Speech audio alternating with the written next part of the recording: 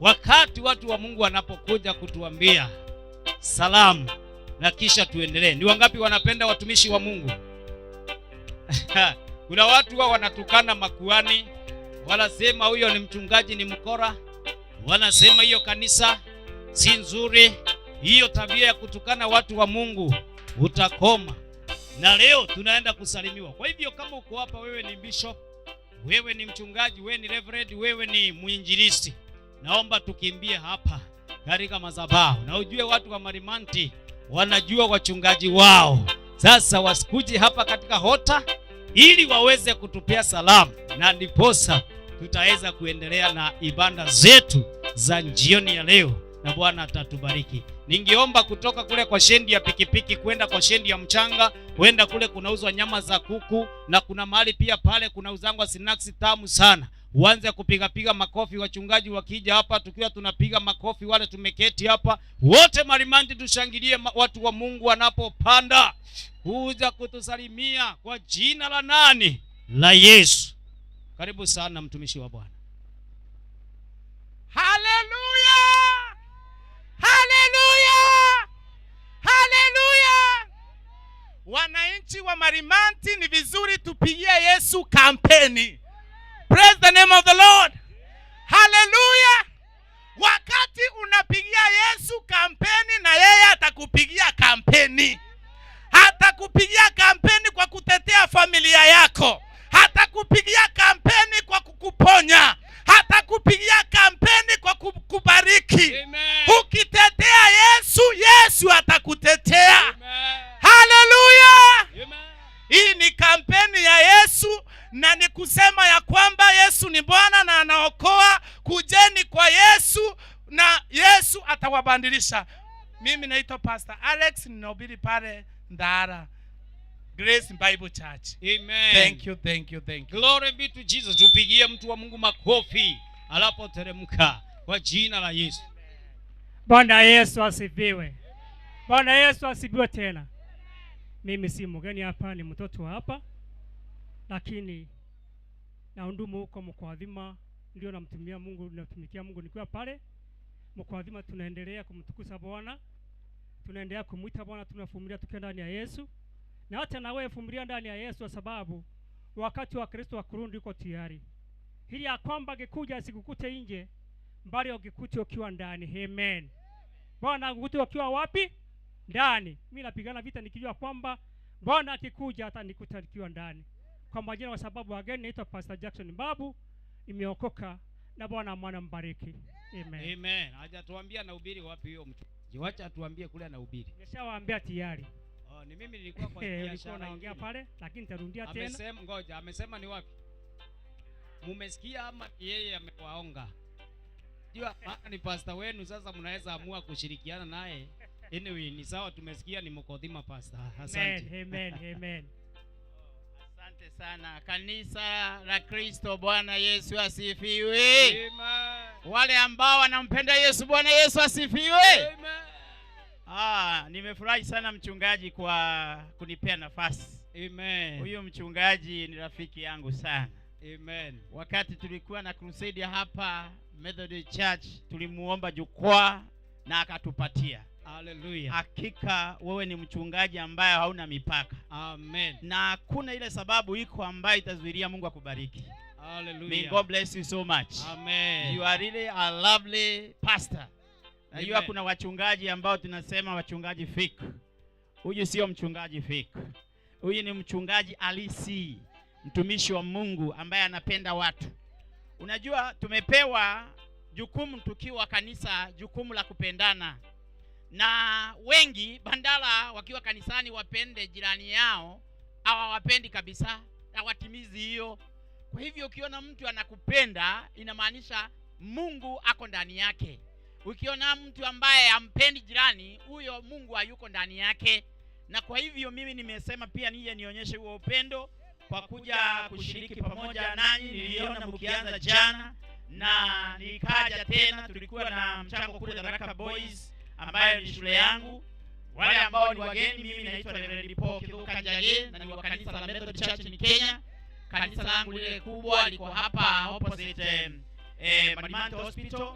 niko na kanisa lingine hapo kama Tungu Chapo, niko na makanisa mengine 13, na pia mimi ni synod secretary ambaye ni mdogo wa bishop katika sinodi yetu. Na kwa sababu ya hivyo mimi sina mpaka wa injili. Amen. Na ninahitaji injili ya Bwana inuliwe, na kule shetani ameshikilia huku tuseme aachilie, na aachilie injili iendelee. Mungu ambariki sana. Amen. Amen. Fanya mkono hivi, sema shetani aachilie. Unajua wengine wanataka na wameshikiliwa. Wengine ni kushikiliwa, wameshikiliwa vitu na hawataki kusema shetani aachilie. Sema shetani aachilie. Shetani aachilie. Kwa jina la nani? La Yesu. Amen. Hata yule ndugu amesema shetani aachilie. Lord. Unaona? Piga Yesu makofi mazuri. Asanteni sana wachungaji kwa sababu ya kuweza kuwa pamoja na waumini wengine wa Marimanti. Kitu moja nataka kusema hapa Marimanti ni kwamba Mungu anapenda huu mji wa Marimanti. Bwana Yesu asifiwe. Maana yale maagano yalikuweko ya kiushetani, tulishirikiana na tukaamua kuyavunja, kuyabomoa, na bado tunaendelea kuyabomoa. Na ndio maana naona tuko hapa, na hata hawa makuhani wako tayari, na hatutaweka mipaka. Bwana Yesu asifiwe. Kando na jukwaa sasa, hata kama ni mimi mwenyewe niombwe niende nivunje madhabahu, nitakuwa tayari kuenda. Reverend, niko tayari. Si madhabahu pekee, hata kama ni mimi mwenyewe and my flesh, I am ready. Hallelujah. Inua mikono, pigia Yesu makofi na kelele na shangwe na nderemo katika jina la Yesu. Hallelujah. Leo mtu ataokoka katika mji wa Marimanti. Nasema leo Yesu ataguza nafsi ya mtu katika mji wa Marimanti. Kwa jina la Yesu. Simama kwa miguu yako. Basi ukiwa umesimama hivyo, nataka niweze kupatia mke wangu nafasi atusalimie ukiwa hivyo hivyo, alafu nikuletee neno. Pigia yeye makofi mazuri. Si upigie mke wa Reverend wenu makofi mazuri. Karibu sana. Karibu sana. Bwana Yesu asifiwe. Amen. Salimiane tu hapa kwa jina la Yesu Marimanti. Amen. Amen. Kwa majina yangu naitwa Rose Francis, nimeokoka, Kristo ni Bwana. Ningesema ya kwamba wanaomtumainia Bwana hakuna wakati wataibika. Bwana Yesu asifiwe. Amen. Bwana anasema ako upande wako. Bwana Yesu apewe sifa. Amen. Mbarikiwe sana. Thank you very much. Huyo ndiye mke wangu. Alinipenda kukiwa na wengine wengi. Ni vile sikuwa nimeuliza wengi, maana sikuwa na tabia ya kuuliza wengi kama tunaweza jenga familia. Lakini yeye kuamua kunipenda huwa sichukui likiwa jambo la kawaida, kwa sababu kuna sometimes unaona mtu amependwa, hata unaona ni neema tu imefanya apendeke. Bwana Yesu asifiwe. Iliyokuwa ndani yangu ya Yesu ikanisababisha, na tunafanya kazi pamoja na yeye. Inua mikono yako tuweze kuandaa neno tukalisikie. Baba, na kuinua maana wewe ni mwaminifu. Wewe ni mwaminifu. Wasai sifa Bwana, wasai tukufu.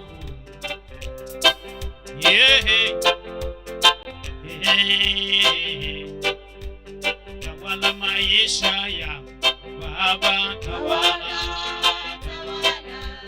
tawala maisha ya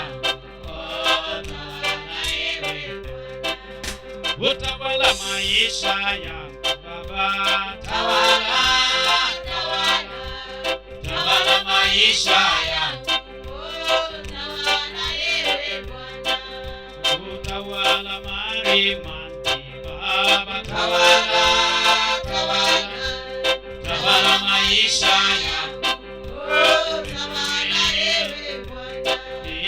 tawala kanisa lako Baba, tawala maisha ya Tawala ewe Bwana. heri ni jina, heri ni jina, heri ni jina la Yesu. Ni saa ya kuabudu. Heri ni jina, heri ni jina, heri ni jina, heri ni jina, heri ni jina, heri ni jina la Yesu mwana wa Mungu. Heri ni jina, heri ni jina, heri ni jina lekavanitwa, lekavanitwa, lekavanitwa ya Yesu. lekavanitwa, lekavanitwa, lekavanitwa. Blessed be the name, blessed be the name, blessed be the name of the Lord Jesus Christ of Nazareth. Blessed be the name, blessed be the name, blessed be the name. Oh, blessed be the name, blessed be the name, blessed be the name of the Lord. Blessed be the name, blessed be the name, blessed be the name. Baba, katika jina la Yesu Kristo, jioni ya leo tunasema ni heri jina lako mtakatifu. Jina lako liko juu na limeinuliwa. Tunaenda kusikia neno lako sasa. Tunakuomba Bwana, msaada wako ukawe katika maisha yetu kupitia neno hili. Lisaidie mtoto na lisaidie mtu mzima, na utukufu na sifa zikurudie peke yako. Asante kwa sababu ya watumishi wako wachungaji. Asante kwa sababu ya wapendwa wote waliokusanyika mahali hapa. Wote tumekusanyika Bwana tukisema mataifa yote yanakufahamu kuwa wewe ni Mungu usiyeshindwa. Mataifa yote yanakufahamu kuwa wewe ni Mungu usiyeshindwa, usiyeshindwa, usiyeshindwa. Wewe ni Mungu usiyeshindwa, usiyeshindwa, usiyeshindwa. Wewe ni Mungu usiyeshindwa, usiyeshindwa, usiyeshindwa.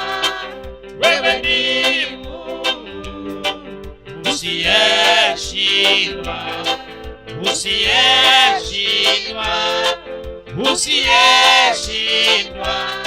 Wewe ni Mungu usiyeshindwa. Wapi ni Bwana hawezi akashindwa. Hata kama ni hali ngumu, Bwana hawezi akashindwa.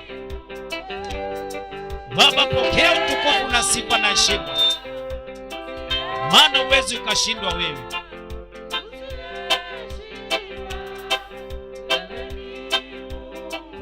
Yeah. Na ni kwa jina la Baba na la Mwana na jina la Roho Mtakatifu tumeomba na kuamini, na kila mmoja wetu akaseme amen. Tu appreciate Bwana kwa mikono yetu mahali popote ulipo. Wale pia wako huko mbali wa appreciate Bwana kwa mikono in the name of Jesus. Hallelujah. Pia naomba tu appreciate praise and worship. Wanapoteremka wamefanya kazi nzuri. Mambo makubwa zaidi yani oboketamani. Mambo makubwa zaidi yani sema mambo makubwa zaidi yani sema mambo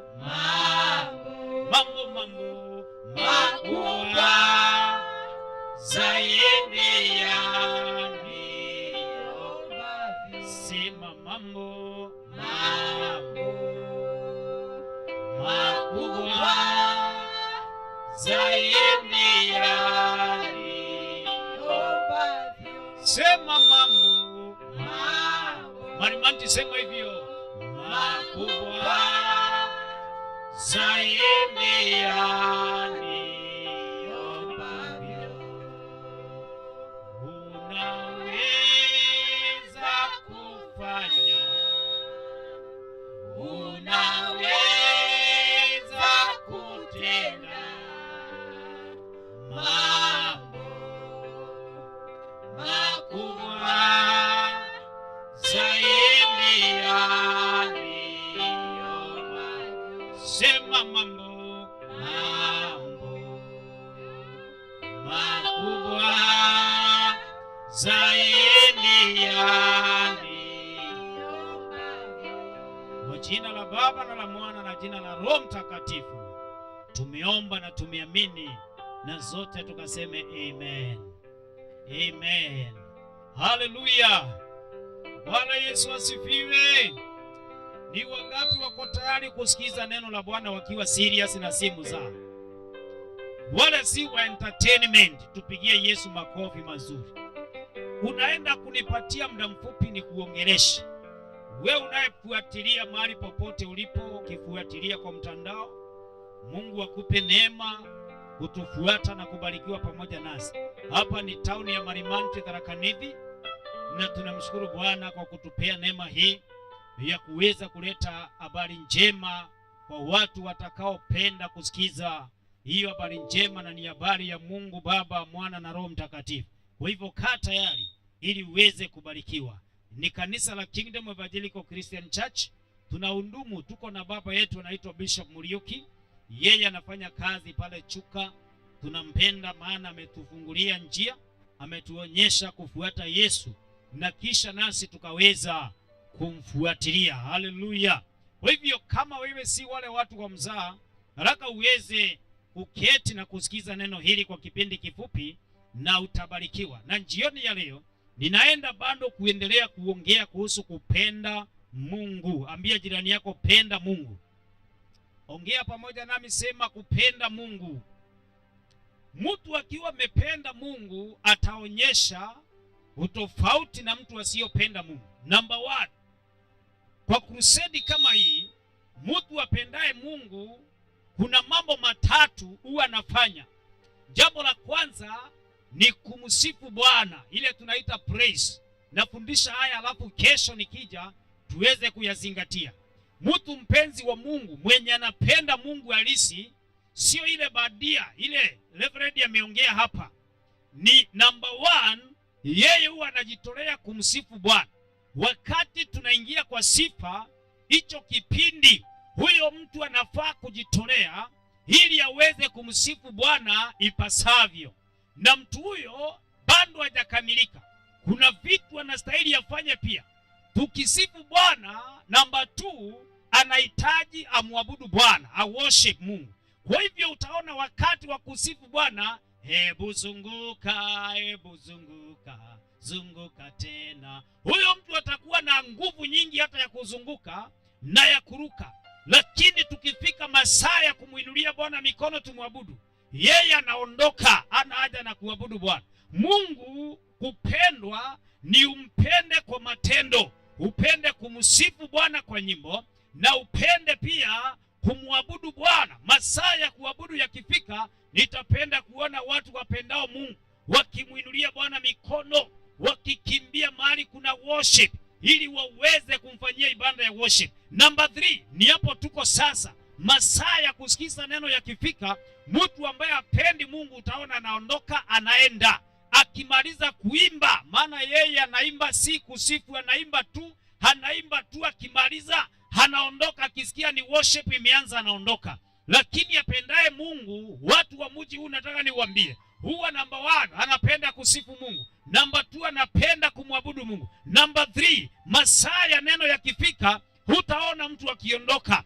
anamsikiliza Mungu vile anasema. Number 4, mtu apendaye Mungu, wakati fikapo ni masaa ya kumtolea, yeye huwa analamiki wala nunguniki, anafanya kulingana na maandiko vyenye yanavyosema. Anamtolea Mungu maana anampenda. Na hiyo ingine Tuanze ya namba 5. Ikifika ni masaa ya kuombewa, mtu apendaye Mungu ataenda ombewe, lakini mtu asiyependa Mungu ataenda tu atake kuombewa peke yake, lakini hataki kusikia neno, hataki hata kumwabudu Bwana, anataka kuombewa peke yake. Kwa hivyo lazima ucombine mambo haya ili uweze kuwa umekamilika. Na ya mwisho namba 6, mtu anayependa Mungu lazima masaa ya kuomba yeye mwenyewe haombe. Somebody say amen. Number 1, ni mtu anayependa Mungu anastahili yawe anaweza akamsifu Bwana. Number 2, mtu anampenda Mungu anastahili yawe anaweza pia akamwabudu Bwana. Number 3, mtu anayependa Mungu anastahili aketi na asikilize neno pia. Number 4, mtu anayependa Mungu anastahili amtolee Mungu. Number 5, mtu ampendaye Mungu anastahili masaa kama ni ya kuombewa, yeye kama ana haja na kuombewa ataombewa. Na ya mwisho namba 6, anastahili yeye mwenyewe awe ni mtu anaweza kaomba. Hiyo ndiyo wito na itatoa Marimanti jioni ya leo. Niwaambie watu wanaojua kuabudu Mungu wanahitajika waweze kujitolea. Kwa hivyo usiwe wewe utanengua kiuno, ukimaliza unatoka unaenda. Ukisikia ni saa ya kusikia neno, unasimama unaondoka. Ukisikia ni saa ya kumtolea Bwana sadaka, unaanza matusi, unatoka unaenda ukiwa unaongea vibaya. Elewa ni vyema kumpenda Mungu. Na kwa hivyo nataka niseme, mtu anayependa Mungu kuna mambo hatafanya. Kama hayo mambo ninaenda kuwaelezea, yale yamekuwa yakifanywa na watu ambao Mungu alikasirika sana na wao. Moja kwa moja sasa nataka niingie kitabu cha Ezekiel chapter number 8. Ezekieli mlango ule wa 8, na naenda kusoma kuanzia hapo verse number 1 nikiendelea. Ezekiel chapter number 8 kuanzia verse number 1 nitasoma hapo nikiendelea na watu wa mji huu, ili niwaonyeshe ya kwamba Mungu ni kupendwa, anapendwa. Ikawa katika mwaka wa 6 mwezi wa 6 siku ya 5. Niwekee hiyo maandishi iwe kubwa. Toa hiyo Bible moja ibaki moja tu. Ikawa katika mwaka wa 6 mwezi wa 6 siku ya 5 ya mwezi, nilipokuwa nikikaa nyumbani mwangu, wazee wa Yuda nao wali wamekaa mbele yangu, mkono wa Bwana Mungu ukaniangukia uko. Tutaenda kwa haraka na Bwana atatubariki. Ndipo nikaangalia na tazama, kana kwamba ni mfano wa moto tangu mfano wa viuno vyake na chini moto, na tangu mfano wa viuno vyake na juu kana kwamba ni mfano wa mwangaza kama rangi ya kaharabu. Tuende namba 3. Naye akanyosha mfano wa mkono akanishika kwa kishungi kimoja cha nywele za kichwa changu, nao roho ikaniinua kati ya dunia na mbingu, ikanileta katika maono ya Mungu mpaka Yerusalemu, mpaka mlango wa kuingilia ua wa Dani uelekea upande wa kaskazini, mahali palipokuwa mahali palipokuwa pamewekwa sanamu ya wivu itiayo wivu. Nataka tuelewane hapa Marimani ya kwamba huyu anayeongea anasema aliona mkono umeshuka, huu ni mkono wa Mungu, na ukada ukamshika kishungi kimoja cha nywele na ukamuinua juu, na akapelekwa mahali pa kuingia katika hiyo ngeti ya huo mji, kama vile pale Kavita ndio ngeti ya kuingia Marimanti. Akapelekwa hapo akiwa ameelea juu, na kisha kaenda kaonyeshwa wazee wa mji. Hebu tuone vile wale wazee wa mji alipoonyeshwa aliambiwa kuwauzu. Na ndio maana nikasema kama watu hawapendi Mungu ni lazima watakuwa na mambo kadha ambao wanaoyafanya katika mji. Mstari wa 5 maandiko nasema, akaniambia, mwanadamu, je, unayaona wanaoyafanya, yani haya machukizo makubwa wanaoyafanya nyumba ya Israeli hapa, hata niende zangu mbali na patakatifu pangu, lakini utaona tena machukizo makubwa mengine. Mstari wa 7, akanileta hata mlango wa ua, nami nilipoangalia na tazama pana tundu katika ukuta. Ndipo akaniambia, mwanadamu, toboa sasa katika ukuta huu nami nilipotoboa, tazama pana mlango. Leo tumekuja kutoboa hapa Marimandi katika jina la Yesu Kristo. Nasema kuna tundu tutatoboa jioni ya leo ili Bwana aonekane. Haleluya. Na mstari ule wa 9, verse number 9, akaniambia, ingia uyaone machukizo mabaya wanaoyafanya hapa. Basi nikaingia, nikaona na tazama kila namna ya wadudu na wanyama wachukizao na taswira za vinyago vyote vya nyumba ya Israeli zimepigwa ukutani pande zote, na watu 70. Watu wangapi? 70 men, watu 70 na wazee wa Israeli walikuwa wamesimama na kuzielekea, na katikati yao alisimama Yaazania mwana wa Shafani. Kila moja ana chetezo mkononi mwake, na harufu ya moshi wa uvumba ilipaa juu. Mpaka hapo namba 11, alafu nikuja namba 12. Maneno tumesoma yanaongea habari ya watu walionekana kama wako sawa, lakini hawakuwa sawa. Walionekana ni kama watu wanapenda Mungu, lakini hawakuwa wanapenda Mungu. Ndio nikasema hata hapa tuko, mtu anaweza kuwa ako mahali hapa, lakini yeye hajapenda Mungu. Anaweza kuwa yeye anaimba, lakini hajapenda Mungu. Maandiko yanazungumza kuhusu wana wa Israeli waliokaa kama ni watu wa kanisa, lakini Ezekieli anasema akachukuliwa, akainuliwa kimaono, akapelekwa kwa hiyo nyumba, akakuta kuna kashimo kidogo, akaambiwa hapa kuna maneno mabaya kwa hapa, toboa hiyo shimo ili uone ni nini iko ndani. Na wakati Ezekieli alitoboa hilo shimo, akakuta kuna mlango, akaambiwa, mwanadamu, bado hujaona maneno, pita na huo mlango ili uone ni nini iko huko ndani. Wakati alipita na huo mlango, ndiye alienda akakuta kuna wazee 70 walikuwa wanakaa huko, na ni wa nyumba ya Israeli. Kazi yao ni ya kufanya uganga, kazi yao ni ya kuchukia watu wengine, kazi yao ni ya kumalisha biashara za watu, kazi yao ni ya kupigana na watoto wa watu, kazi yao ni ya kuvunja ndoa za watu, kazi yao ni ya kuinukia watu wanaopenda maendeleo,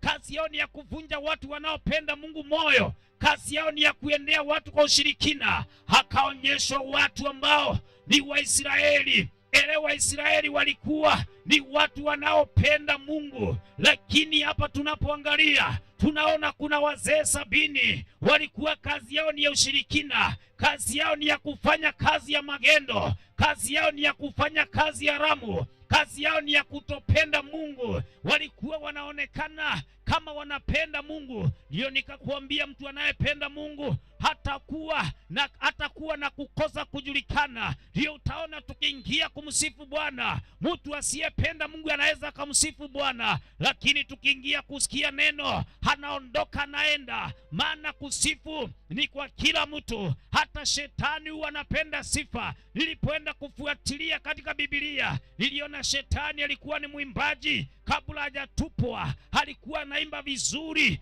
mpaka watu wanafurahia. Na hata hivyo mtu anaweza kaimba, lakini bado angali hajapenda Mungu. Akienda kusikiza neno analikataa. Nilipofuatilia kwa maandiko, niliona shetani aliwahi jaribu mara moja tu peke yake kukuoti neno la Bwana wakati wa temptation, wakati alikuwa anaenda kujaribu Yesu, akamkuotia maandiko mara 2, akamwambia imeandikwa, kama wewe ni mwana wa Mungu, geuza haya mawe yawe mkate ukule. Yesu akamwambia imeandikwa, usimjaribu Bwana Mungu wako. Akaenda tena akamwambia, wewe jiangushe kutoka kwa mnara, maana imeandikwa, hatatuma malaika watakushikilia. Lakini Yesu akamkemea, akamwambia, shetani, ondoka hapa. Na shetani akaenda. Kutoka siku hiyo shetani hajawahi penda maandiko tena. Sijawahi ona tena kwa Biblia shetani akiwa amependa kukuoti maandiko. Huwa nasikia mahali kuna neno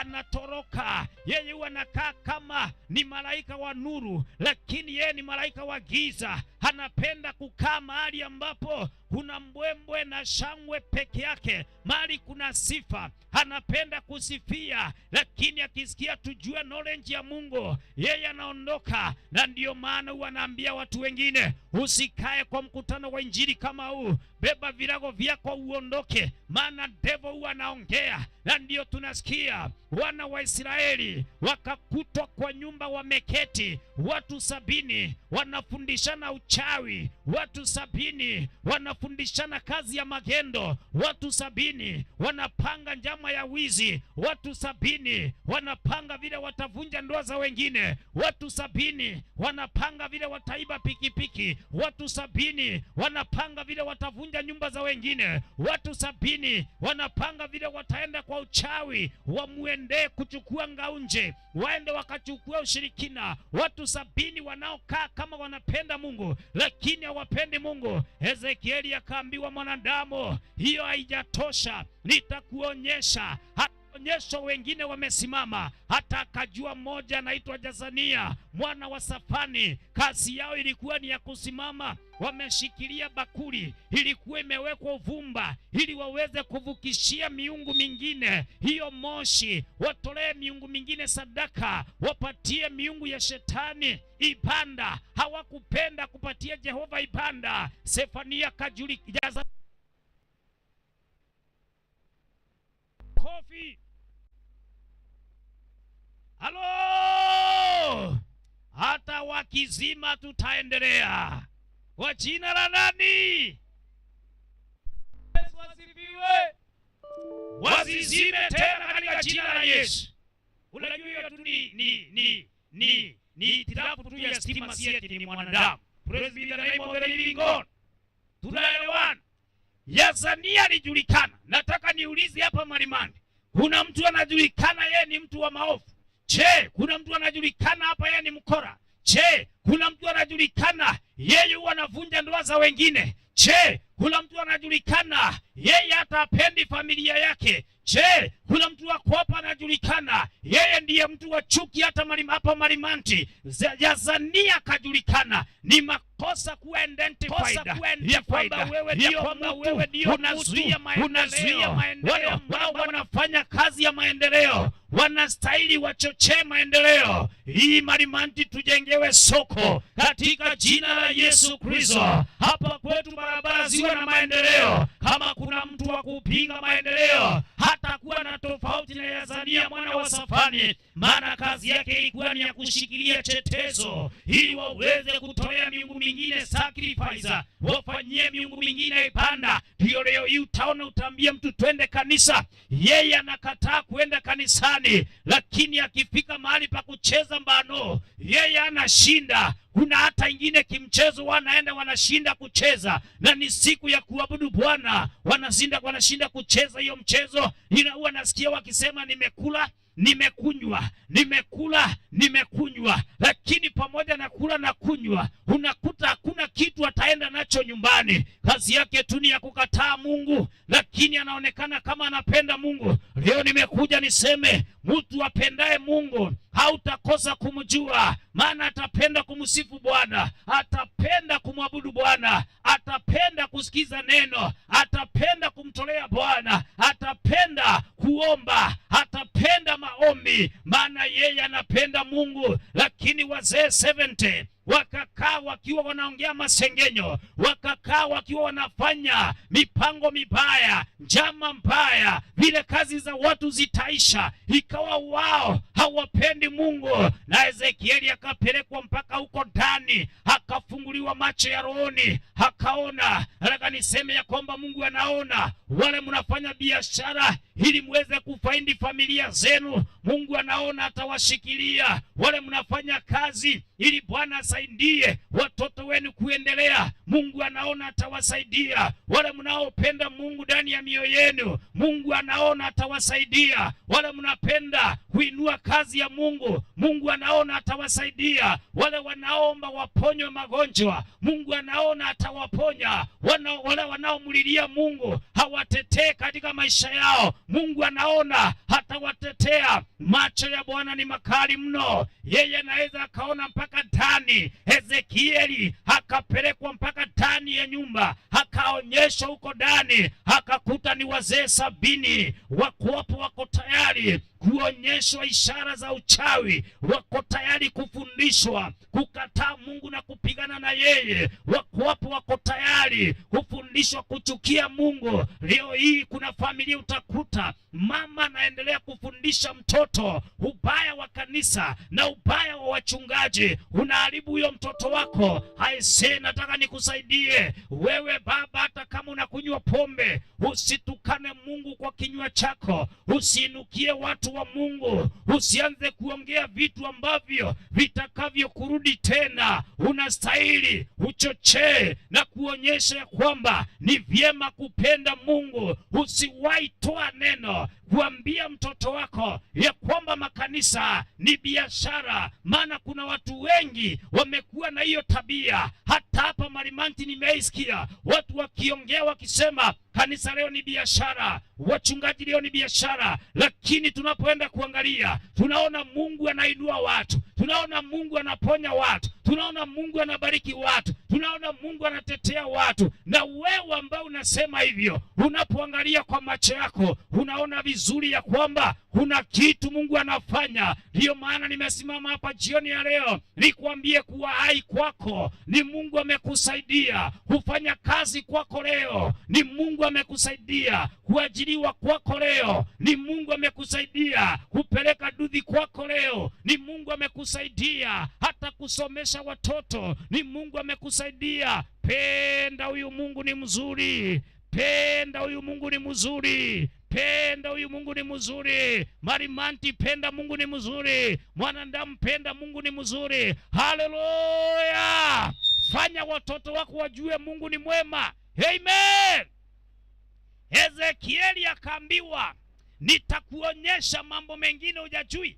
Saa hii umeona Safania, umeona Jazania mwana wa Safani, mali anafanyia maneno. Yeye ameshikilia nyungu ya uchawi. Yeye ako tayari kuambiwa fanya hivi, ishara itendeke, fanya hivi, ishara itendeke, na korete afanya hayo maneno. Inapoongea najua kuna watu wengi wameenda kwa ushirikina, wakasifu wakatukuza miungu ya uchawi. Lakini nimekuja nikuambie, Yesu ndiye ako pekee juu. Yesu ndiye ameinuliwa. Watu wa Marimanti, nasema Yesu ndiye ameinuliwa. Miungu mingine yote iko chini, lakini Mungu Yesu ameinuliwa. Inua mikono yako, sema Yesu juu juu juu.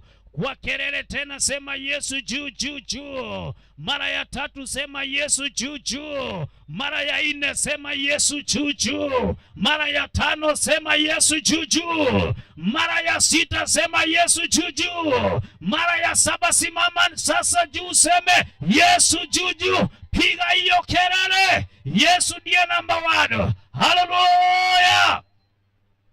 Yeyote anayekuambia Mungu ni bure, Mungu si bure, keti. Mungu si bure. Yesania amedanganywa. Yeye amefanyia miungu mingine kazi. Yesania mwana wa Safani, yeye amedanganywa, amekataa kuokoka, amekataa Yesu, ameenda kwa ushirikina, ameenda kukaa kwa mito usiku, ameenda kwa kamunyweso, ameingia kwa kileo, amekunywa pombe, amekula vitu kali. Yule Yazania, yeye hakupenda kufuata Yesu, ametafuna vitu usiku wote, jicho likatoka nje kama goroli. Yeye hataki kuelewa maneno ya Yesu. Akiambiwa twende tukaombe, anasema hapana, mimi nitaenda leo base, nitaenda kukaa veve, leo nitakaa base mpaka asubuhi. Akiambiwa kuna ibada, anasema hiyo haina maana. Yeye pale amechill, anataka kutafuna vitu vyake. Yazania, nimekuja nikuambie wewe mwana wa Safani, wacha kuabudu miungu mingine, fuata Yesu, ndiye pekee hako na faida katika maisha yako. Yesu ndiye anatetea watu.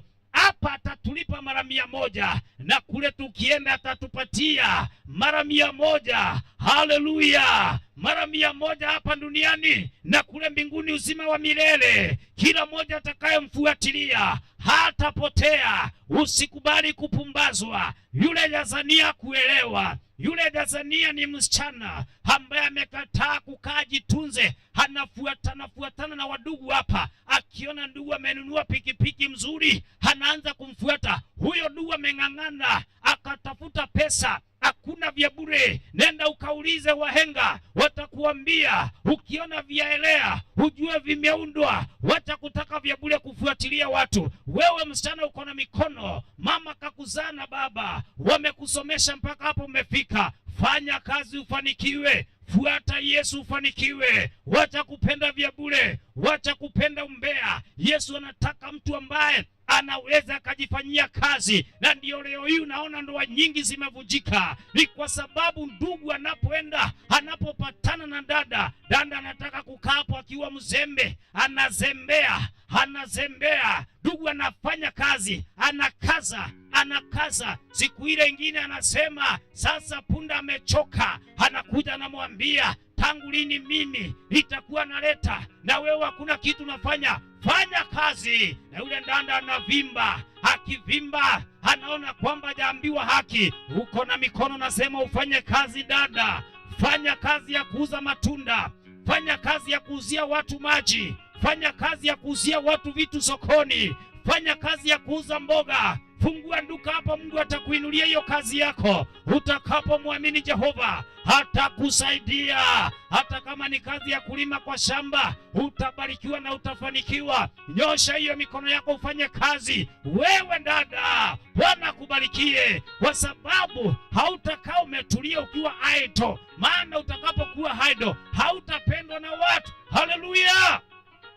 Na kuna dada mwingine ameanza kuogopwa na wadugu hapa town. Na huyo dada ameiva kabisa, anastahili saa kuwa ako karibu kufanya harusi, lakini wadugu walipomwangalia wakamuona dada hakuna kitu anataka kufanya. Yeye anataka kula vya bure, mara nibaie chipo, mara ni lollipop ya shilingi 10. Nao pia imekuwa ni shinda. Wandugu wameanza kumwepa, akibebwa na pikipiki hataki kulipa. Yeye amekuwa sasa urembo wake ndiye anasifia. Urembo hakuna mahali unaweza ukaenda, kile kinahitajika tu ni bidii yako. Kama ungekuwa na huo urembo ufanye kazi, nataka niseme mimi singekuwa nalipa school fees. Ningekuwa naambia mke wangu enda pale kwa head teacher usimame, angalia urembo, aniandikie risiti. Lakini haiwezekani. Hata mke wangu akaenda akasimama hapo mbele ya head teacher, hawezi akaandika risiti. Bado watoto watakuja nyumbani tu. Kile kinahitajika ni bidii yako, ili Mungu akubariki. Umpatie Mungu maisha, umpende Jehova, na yeye aweze kukubarikia kazi yako. Haleluya! Inua mikono yako, sema Mungu nakupenda. Sema Mungu nikumbuke. Halo! Haleluya! Yazania akawa na ujinga mingi sana. Yeye anaenda anapelekwa kwa nyumba ya mganga, anakuta wanaume 70 wako hapo. Na Ezekieli alipoangalia akaona huyu ni Yazania, huyu ni Yazania. Kuna siku niliona Yazania mwana wa Safani akitembea, nikaona huyu ni mwanadada. Masaya akafika, akaenda akapaka mafuta, akavaa kimini kingine fulani, akaanza kutoka na ni usiku. Nikashindwa huyu danda naenda wapi saa hii? Mara muda usio mrefu nikawaonea hapo watu 3 wanapita, yeye akiwa watatu.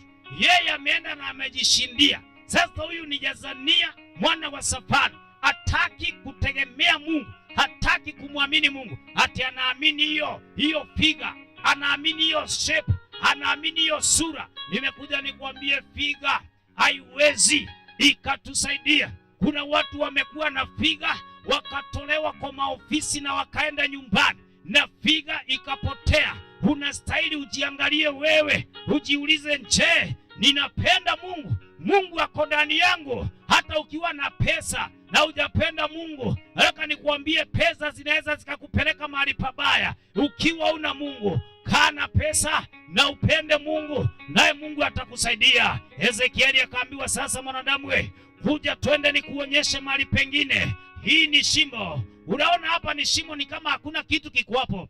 Toboa. Wala Yesu asifiwe. Hapa kuna mashimo mingi, ukitoboa utaona maajabu. Unakuta mtu pale anafanya biashara.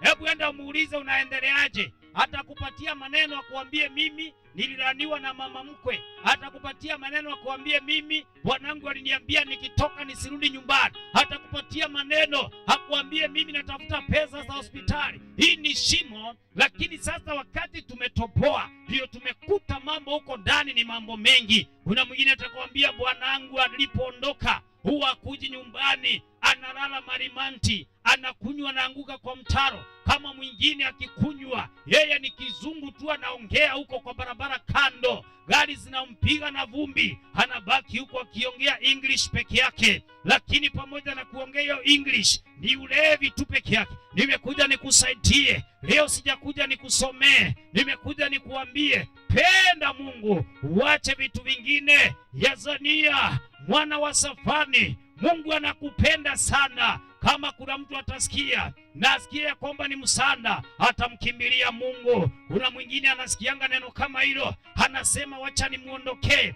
yeye ananisumbua masikioni. Lakini elewa, umetoroka uzima ukaondokea ukaenda jehanamu. Ni vyema sana masikio yako yakuwe tayari ubadilike. Ukibadilika, kuna kazi itakuwa na urahisi. Wakati mtoto atabadilika, wazazi watakuwa na kazi rahisi ya kulea hao watoto. Mtoto akibadilika, mwalimu atakuwa na urahisi kukaa na huyo mtoto na kumfunza shuleni. Yule mtu wako hapa tauni akibadilika, hata askari wetu wako hapa watakuwa na kazi rahisi. Hawatakaa kukimbizana na watu eti swade swa ameiba kuku yangu, swade swa ameiba redio yangu, swade swa ameiba kitu yangu. Serikali watakuwa na kazi rahisi sana. Wakati zote tutakuwa na uwepesi. Hizi pikipiki ziko hapa, tukapenda Mungu, hakuna mwanabondabonda hata moja hatakuwa na wasiwasi ya kufunga pikipiki yake, maana watu wamependa Mungu. Lakini leo utakuta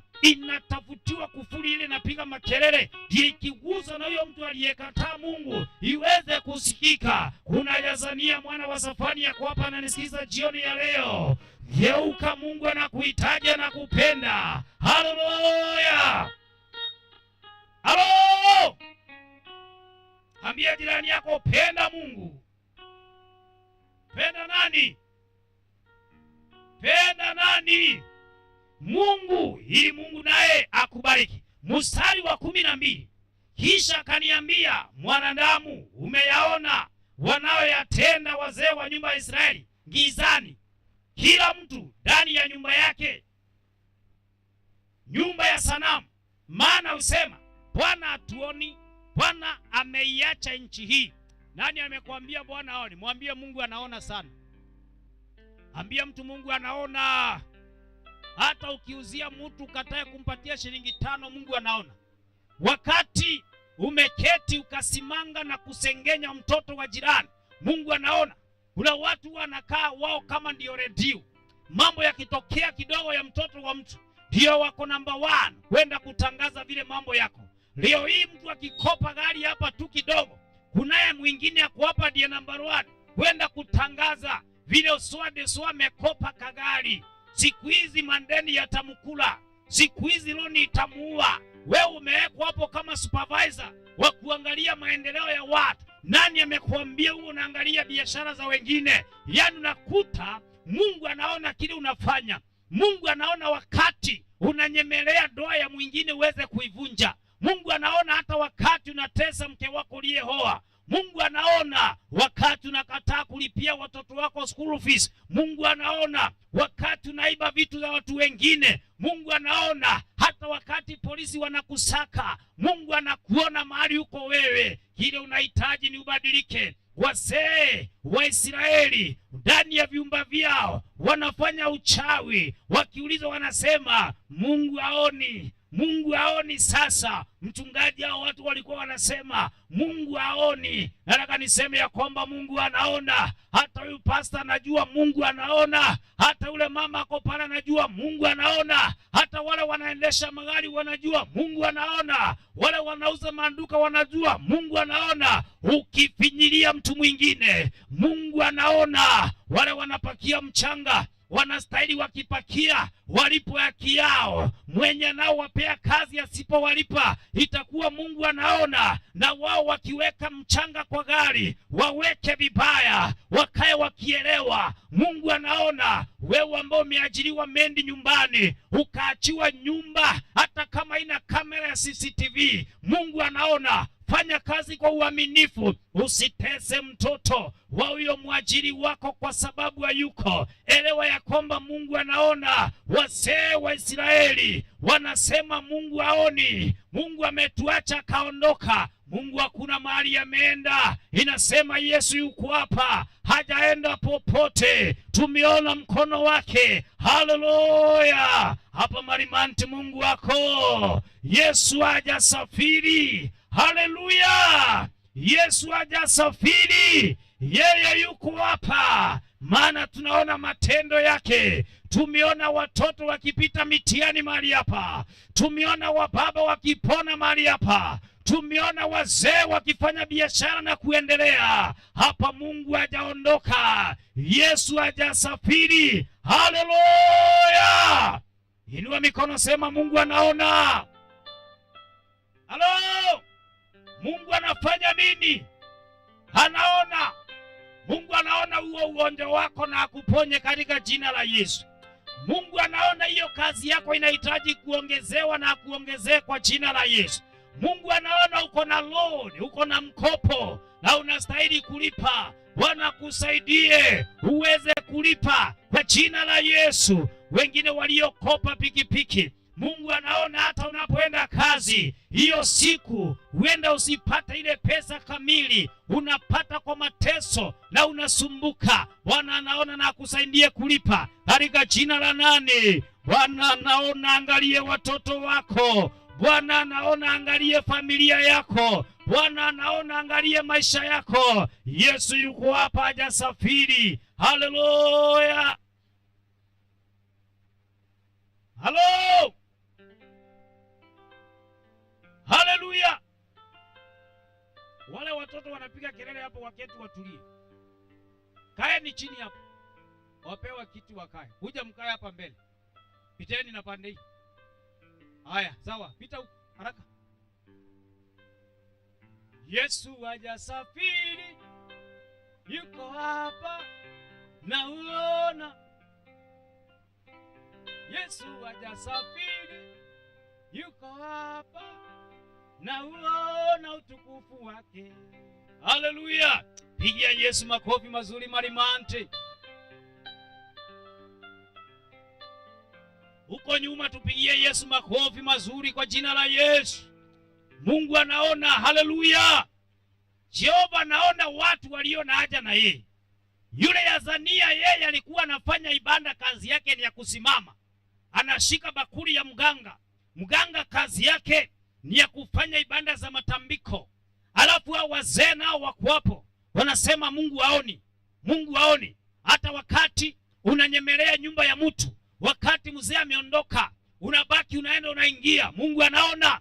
Hata wakati unawacha mama watoto peke yake akiwa anakula ugali na sukuma wiki, unaenda unahamia nyumba nyingine, unaanza kukula ugali na kuku, Mungu anaona. Inajua kuna mtu anasema, mchungaji, yenda ikawa unajua habari zangu. Sijui, lakini Mungu anajua, maana yeye anaona. Leo nasema Bwana akusaidie. Wewe mama unatesa huyo mzee, unapenda kupika chakula, unaosha tu sufuria, mzee akiingia nyumbani unamwambia hapa hakuna kitu tumekula. Mungu anaona ulipika na ukakula na ukamnyima. Hata unamwambia uletangi chakula, hata kama hakuleta sababu alikosa. Una wakati mwingine Jehova anaweza mfungulia mlango hampatie ili aweze kuleta, mpike na mkule. Ni vyema uwe na roho ya utu, uwe na roho ya ubinadamu, maana Mungu anaona. Mtoto unapofanya mambo unayoyafanya, Mungu anaona. Wazee walikuwa wanafanyia mambo gizani,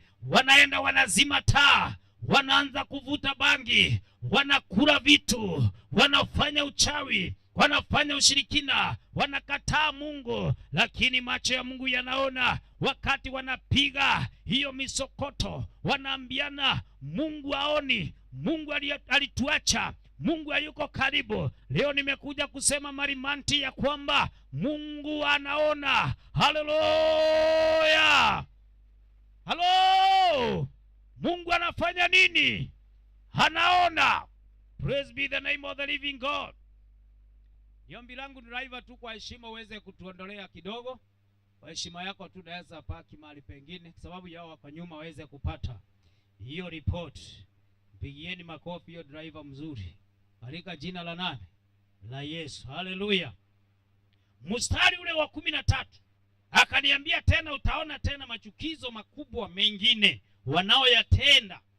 Ndipo akanileta mpaka mlango wa kuingilia katika nyumba ya Bwana ulioelekea upande wa kaskazini, na tazama wanawake wameketi wakimulilia Tamuzi. Sasa hapa wanaume tumewasikia, sikia sasa wanawake nao wametajwa. Pigieni hiyo driver makofi. Unajua ni vizuri hivyo amefanya. Mungu akubariki sana ndugu. Bwana Yesu asifiwe.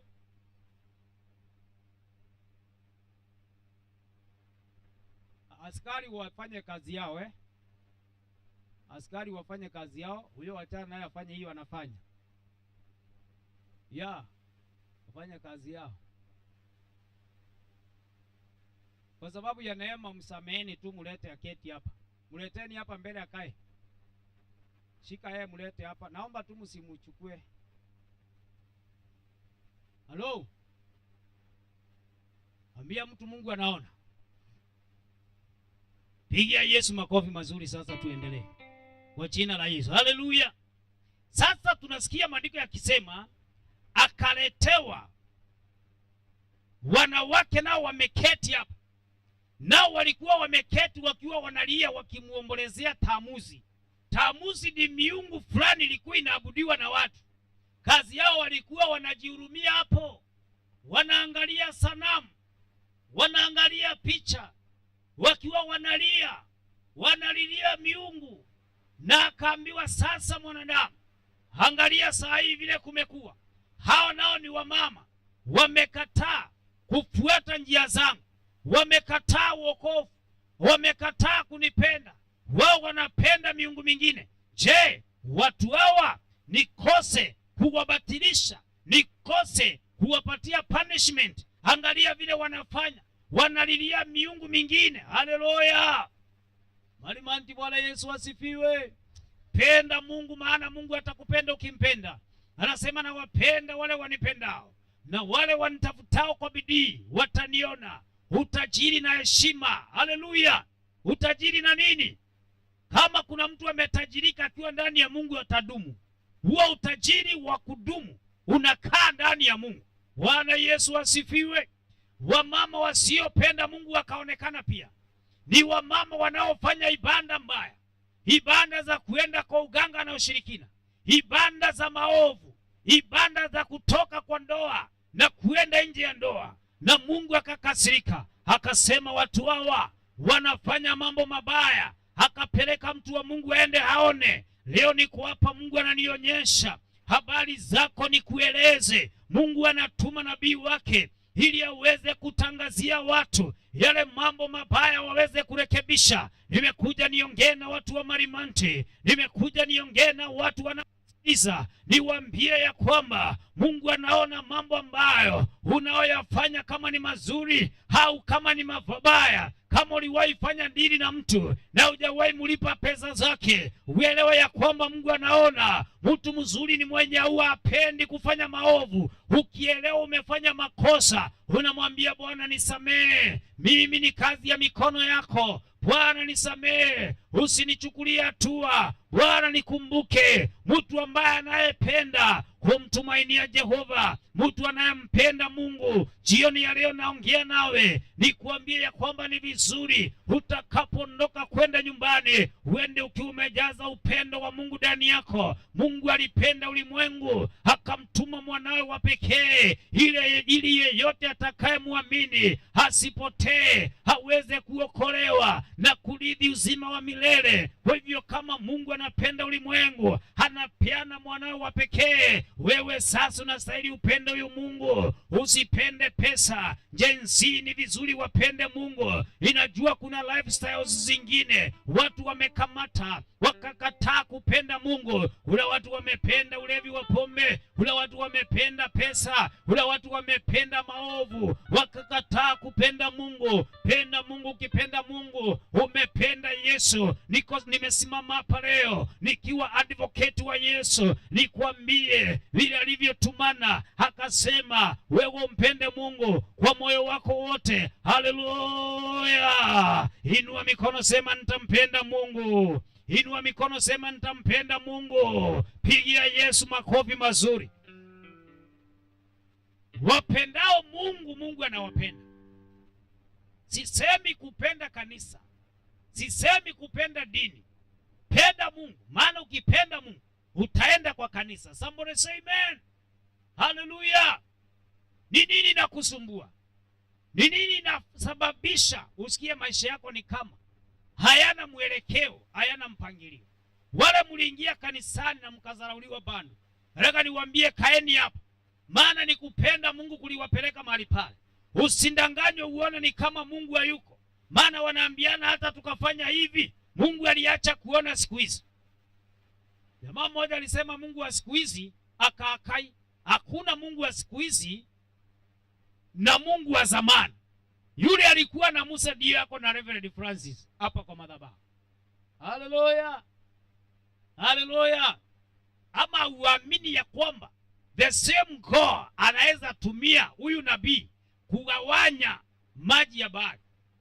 Auamini Mungu tu? Kama si mimi ninasema kukatanisha maji ya kadhita, kama si mimi awe ni Mungu, utaona hiyo maji ya kadhita ikipasuka mara mbili. Somebody say amen. The same God ndiye huwa anafanya miujiza na ishara, lakini itategemea atapasua maji ya kadhita kwa sababu gani. Mungu afanyangi kazi kama upepo, haendi akiwa anaelekea mahali ambapo hakuna kitu anataka kufanya. Huwa anaenda na mpangilio vizuri. Mtu mmoja aseme amina. Alipasua bahari ya Shamu wakati wa Musa kwa sababu alikuwa anataka number 1 haokoe wana wa Israeli na maadui. Number 2 haonyeshe wana wa Israeli ya kwamba hako na power ya kuokoa. Number 3 haonyeshe Farao ya kwamba nguvu zake ni kidogo, hawezi akashindana na yeye. Number 4 haonyeshe Farao ya kwamba anaweza akamalizia officials wake wote na akuwe bure. Hata kama uko na vitu leo hii, muamini huyo Mungu, uendelee kukaa ndani yake, hata hizo vitu zako zitapata security. Somebody say amen. Hallelujah. Mwili wako unahitaji tu Yesu. Pia Mungu maisha yako, mpende na moyo wako wote, mpende na mali yako yote. Penda huyu Mungu. Simama kwa miguu yako. Nataka wale ambao wanapenda Mungu achukue hatua moja. Asha pekee ndiye atabaki pale nyuma. If you love God, kama unampenda Mungu, chukua hatua moja ukuja huku mbele. Nataka tuweze kumuita huyu Mungu. Tumuite huyu Mungu usiku wa leo. Chukua hatua kama unampenda. Chukua hatua, simama kama unapenda Mungu. Tumeongea neno, najua alikuangi la uongo. Simama kwa miguu yako. Tunaongea habari ya kumpenda Mungu.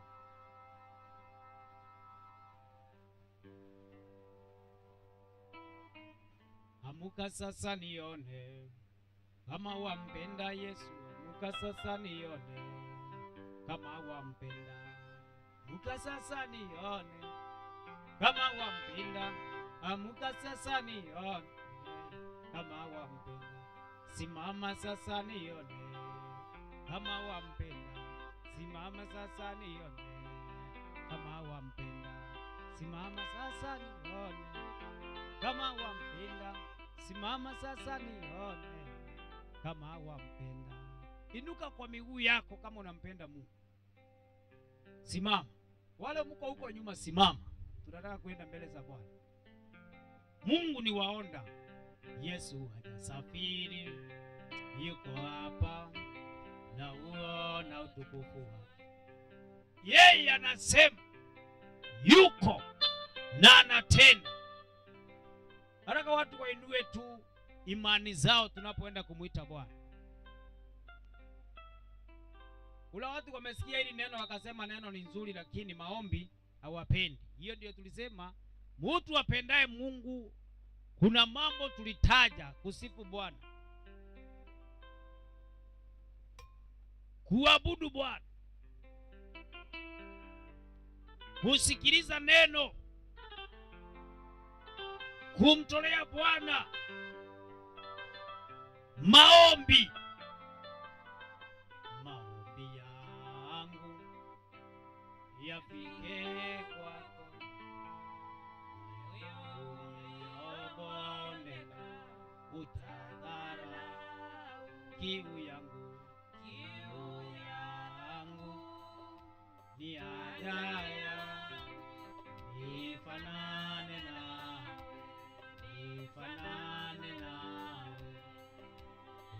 lakini tazama wakuone wewe,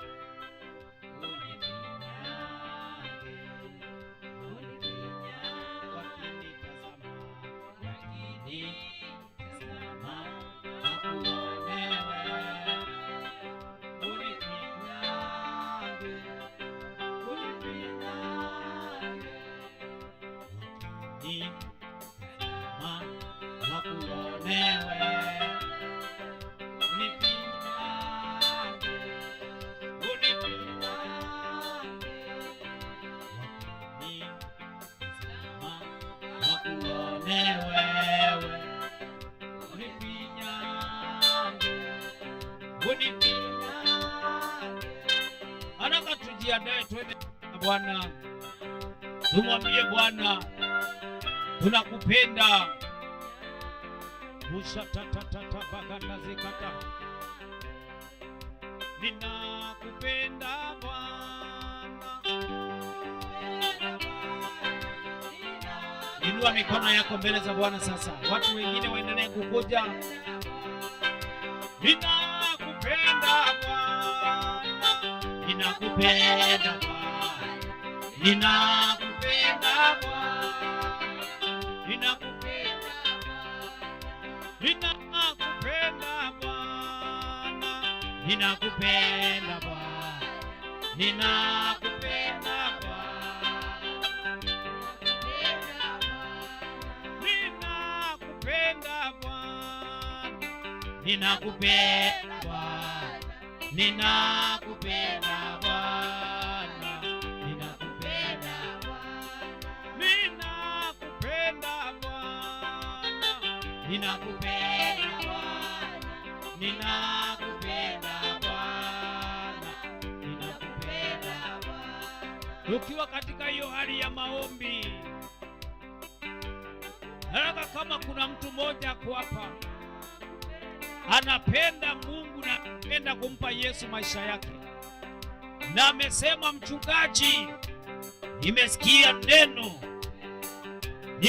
neno ya kwamba Mungu anaona. Natalabakadazikata. Nimesikia Mungu anaona yale nafanya, naomba nisamehe leo. Naomba nisamehe ili niweze kumpokea Yesu kuwa Bwana na Mwokozi wa maisha yangu, ili niweze kuachana na mambo nayoyafanya. Mungu anaona. Mungu anaona. Chukua hatua, ukuje hapa upokee Yesu katika moyo wako. Na wengine wainue mikono. Nikiimba wimbo huu ungependa kuokoka, ukuje hapa ili Bwana akusaidie. Omba Yesu nisaidie. Naomba Yesu nisaidie. Nasema naomba unisaidie. Mimi naomba unisaidie. Kuja tu nikuombe. Yesu naomba unisaidie. Naomba Yesu unisaidie. Naomba unisaidie. Wala hawajaokoka kuja. Yesu naomba unisaidie. Bwana Yesu unisaidie.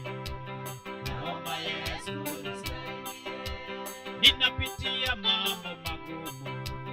Naomba Yesu unisaidie. Ninapitia mambo magumu. Naomba Yesu unisaidie. Yesu ninapitia mambo magumu. naomba Yesu unisaidie. Napitia mambo magumu, naomba Yesu unisaidie. Moyo wangu waumia sana, naomba Yesu unisaidie. Napitia mambo magumu, naomba Yesu unisaidie. Yesu wangu ninakupenda, naomba Yesu unisaidie. Napitia mambo bagada zikata. Yesu ninapitia mambo magumu, naomba Yesu unisaidie. Ninapitia mambo magumu, naomba Yesu unisaidie. Na mimi ninapitia mambo magumu, naomba Yesu unisaidie. Ninapitia mambo magumu, naomba Yesu unisaidie. Nyumbani ninategemewa, naomba Yesu unisaidie. Ninapitia mambo magumu. Inua mikono yako. Mimi ninapitia mambo magumu, naomba Yesu unisaidie. Ninapitia mambo magumu. Bwana Yesu, kila yote aliye hapa muombe Bwana. Ninapitia yale magumu, naomba Yesu unisaidie. Ninapitia mambo magumu, naomba Yesu unisaidie. Zini ninapewa, naomba Yesu unisaidie. Ninapitia mambo magumu, naomba Yesu unisaidie. Kule ninaenda ninategemewa, naomba Yesu unisaidie. Ninapitia mambo. Wale wako na mahitaji wakuja katika huo wimbo tuweze kumwita Bwana. Ninapitia mambo magumu, naomba Yesu unisaidie. Ninapitia mambo. Uko na mambo unapitia, kuja hapo. Kimbia. Yesu ninapitia mambo magumu, naomba Yesu unisaidie. Ninapitia mambo magumu, naomba Yesu unisaidie. Kuja. Yesu ninapitia yale magumu, naomba Yesu unisaidie. Ninapitia mambo. Simama hapa tu. Naomba Yesu unisaidie. Yesu ninapitia mambo magumu, naomba Yesu unisaidie. Ninapitia mambo magumu. Huwezi jua kama ni hapa Bwana alikuja kutetee. Baba ninapitia yale magumu, naomba Yesu unisaidie. Ninapitia mambo magumu, naomba Yesu unisaidie. Na mimi naomba unisaidie. Baba yangu unisaidie. Yesu naomba unisaidie. Naomba Yesu unisaidie. Baba naomba unisaidie. Inua mikono yako.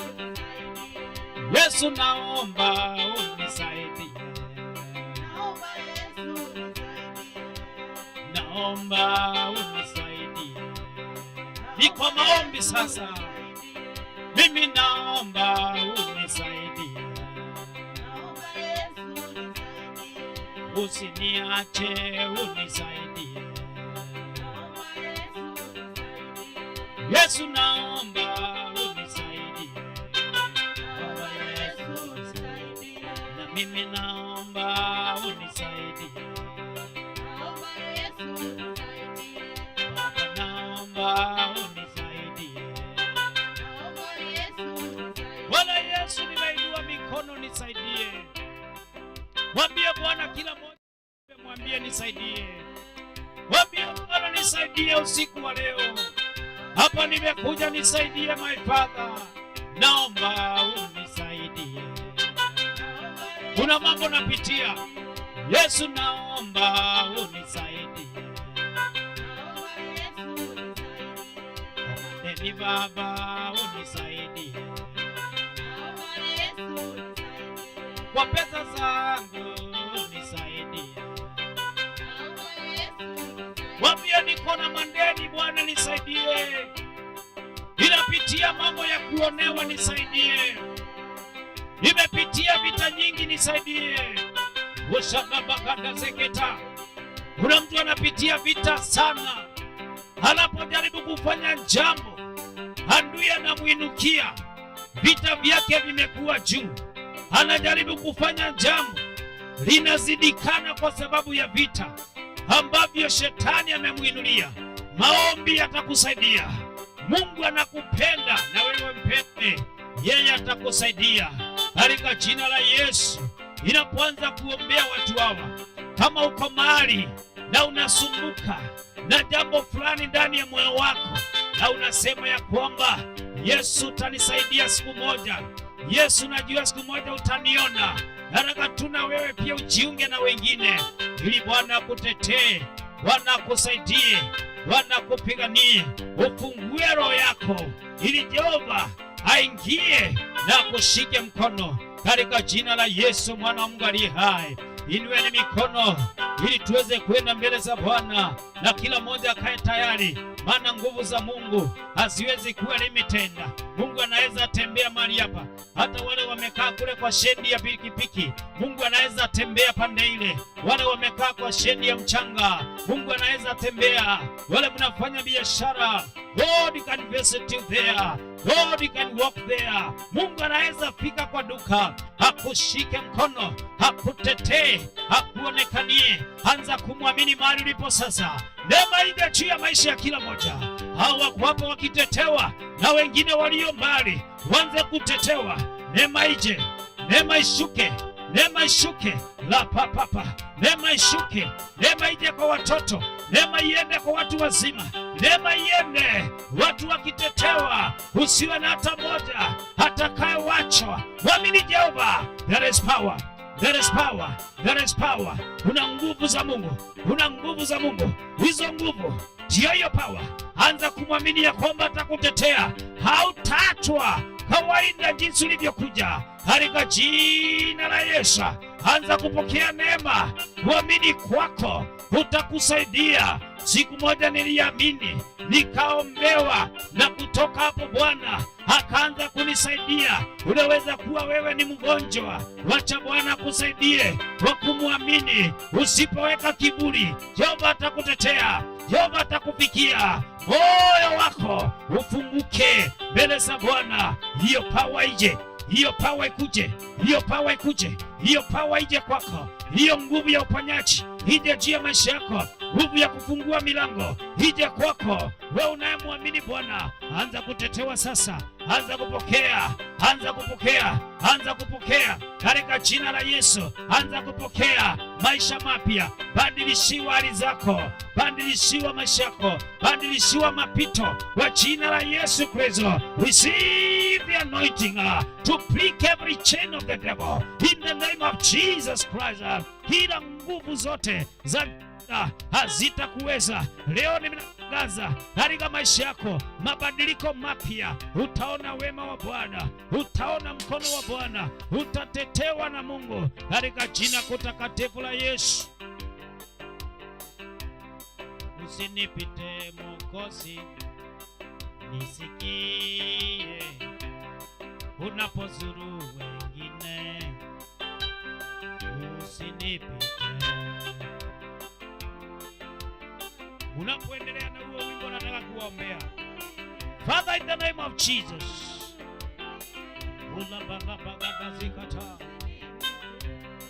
usinipite Bwana,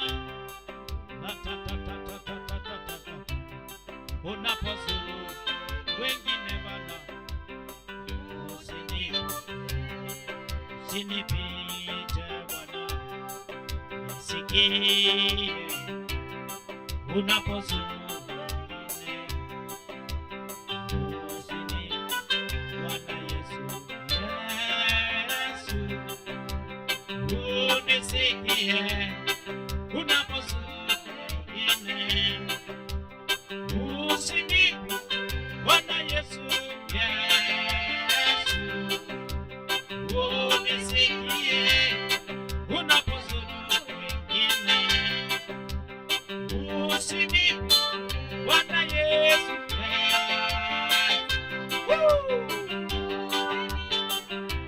Bwana iko hapa.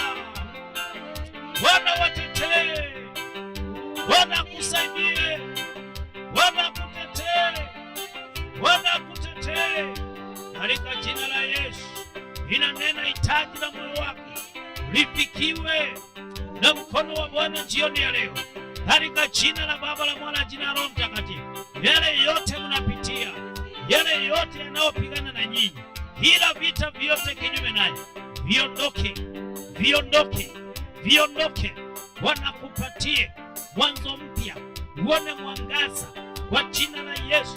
Yaliyofinyilia moyo wako leo yaondolewe in the name of Jesus. Anza kuamini Mungu ya kwamba yanaondolewa, yanaofinyilia moyo wako yanaondoka. Ulidhulumiwa, Bwana kusaidie. Ulifinyiliwa, Bwana kusaidie. Ulinyang'anywa, Bwana kusaidie. Uliinukiwa, Bwana kusaidie. Ulionewa wivu, Bwana kusaidie. Hiyo sanamu ya wivu haitakuwa sehemu yako. Anza kupokea mabadiliko sasa. Anza kupokea kulingana na hitaji la moyo wako, kwa jina la Baba na la Mwana na jina la Roho Mtakatifu. Hapa umesimama, Bwana kusaidie, Bwana kuonekanie. Usirudi kuwa vile tena. Leo nimekubarikia njia zako, nimebarikia maisha yako, nimebariki mienendo yako, nimebariki anga yako, nimebariki maisha yako, hata maisha mapya. Usirudie tena njia iliyokusumbua. Wekwa huru leo, wekwa huru. Be set free now in the name of Jesus Christ. Baba, nakuinua maana wewe ni mwaminifu sana. Utafanya mambo makubwa katika maisha ya watu hawa waliosonga hapa mbele. Ninawabariki kwa jina la Baba, ninawabariki kwa jina la Mwana, ninawabariki kwa jina la Roho Mtakatifu. Napata kuomba na nimewabariki. Unaweza mkarudi pale nyuma napoendelea na maombi, na huo wimbo uendelee. Sio lazima nikuwekelee mkono, unless mgonjwa ndiye anafaa kuwekelewa mkono. Hata baba bush, kama kuna mtu mgonjwa akuje tu, enda ikawa Mungu alisema utaponea hapa kwa kurusii, nitakuwekelea mkono wewe kuja. Wale wengine kiti chako cha enzi ninakitazama, magoti napiga mbele zako Baba. Bwana Yesu, Yesu, unisikie unapozuru wengine, usini. Bwana Yesu, Yesu, unisikie. Mgonjwa kuje unapozuru wengine, kiti chako cha enzi ninakitazama, magoti. Baba, katika jina la Yesu ninaweka watu hao mikononi mwako. Ninakemea roho ya magonjwa, ugonjwa toka katika maisha yako. Ninakulaani in Jesus name. Ugonjwa toka katika maisha yako. I curse you in the name of Jesus. Ugonjwa toka katika maisha yako. Ninakulaani kwa jina la Yesu. Ugonjwa toka katika maisha yako. Ninakulaani kwa jina la Yesu. Ninatangaza hili katika maisha ya watu hao kwa jina la Baba, la Mwana, jina la Roho Mtakatifu. Ugonjwa toka katika maisha yako in Jesus mighty name. Na wewe magonjwa toka katika maisha yako in Jesus mighty name. Ninawatangaza freedom in Jesus name. Tumeomba na tumeamini. Inua mikono yako kila moja. Baba, yote yanawezekana, yote yanawezekana palipo yote yanawezekana, yote Baba yanawezekana, yote yanawezekana palipo yote yanawezekana, yote yanawezekana palipo Yesu, yanawezekana palipo Yesu, yote yanawezekana palipo Yesu, yote yanawezekana. Yote yanawezekana Yes. Yanawezekana, yanawezekana. Yote Baba, yanawezekana. Palipo Yesu, yanawezekana, yanawezekana. Yote yanawezekana. Palipo Yesu, yanawezekana, yanawezekana. Yanawezekana. Palipo Yesu, yote yanawezekana. Mwamini Bwana leo, yanawezekana. Palipo Yesu. Baba, kuna wale watu ambao waliokuwa jana, ninawaombea mahali walipo leo, huo wokovu kadumu ndani zao, na utukufu na sifa zitakurudia. Nimebariki watu hawa pia, nao watende hivyo, hata ukawazidishie. Na ni kwa jina la Baba na la Mwana na jina la Roho Mtakatifu tumeomba na tumeamini, na sisi wote tukaseme amen. Amen. Mungu awabariki. Na kabla sijaweza kumalizia, haraka niweze kuombea watu wa social media, na naamini ya kwamba Bwana atawabariki.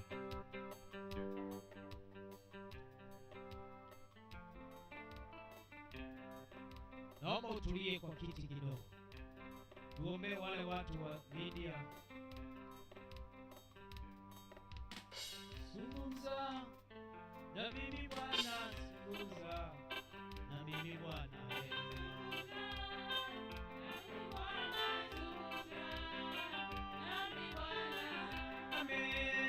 Ninakungojea, zungumza na mimi Baba. Yes.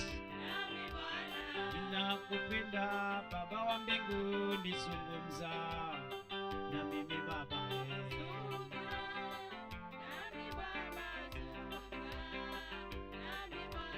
Kule ninaenda sijui Baba, zungumza na mimi Baba.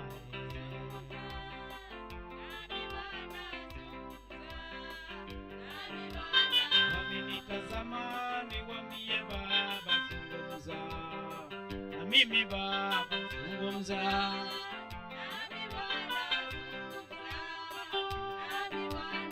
Kanisa linaomba, zungumza na mimi Baba.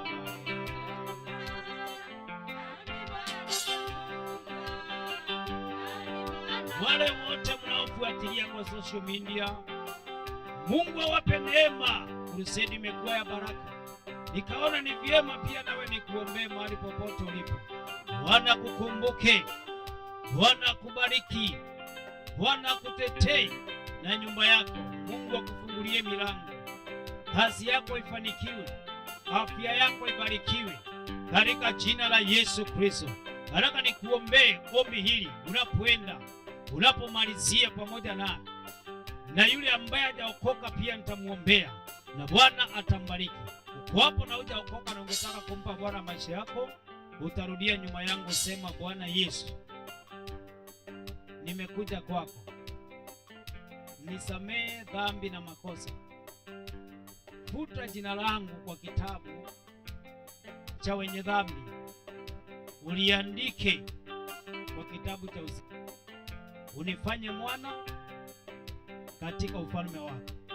Kwa jina la Yesu nimeomba na kuamini, na kuombea wokovu ukae kwako kutoka leo. Kwa jina la Baba, la Mwana, jina la Roho Mtakatifu, ninamfunika kwa damu ya Yesu. Mpendo huyu amekubali kuokoka, na namuombea maisha mema ya wokovu. Msaidie, umsimamishe katika wokovu, na ni kwa jina la Yesu Kristo. Wewe ambaye uko hapo na unamalizia pamoja nasi pia, nataka nikuombee. Baba, katika jina la Yesu ninamweka huyu mpendo mikononi mwako. Ninamuombea ile neema wengine wamebeba pia aweze kuibeba siku zote za maisha yake. Namuondolea magonjwa, namuondolea haibu, pero na kuondolea vita, na kuondolea kisirani, na kuondolea nuksi, na kuondolea mikosi, na kuondolea balaa za mapepo. Ulale vyema na Bwana akutetee. Uwe na siku njema Uwe na wakati mwema, milango yako ifunguke na ubarikiwe na ufanikiwe. Na ni kwa jina la Baba na la Mwana na jina la Roho Mtakatifu tumeomba na tumeamini. Tukutane tena siku nyingine na Bwana atakubariki. Bye bye. God bless you. Pigia Yesu makofi mazuri katika jina la Yesu. Uko hapo unalala unasumbuliwa na ndoto mbaya, kabla tujaenda kulala, kuja nikuombee nikutenganishe na hizo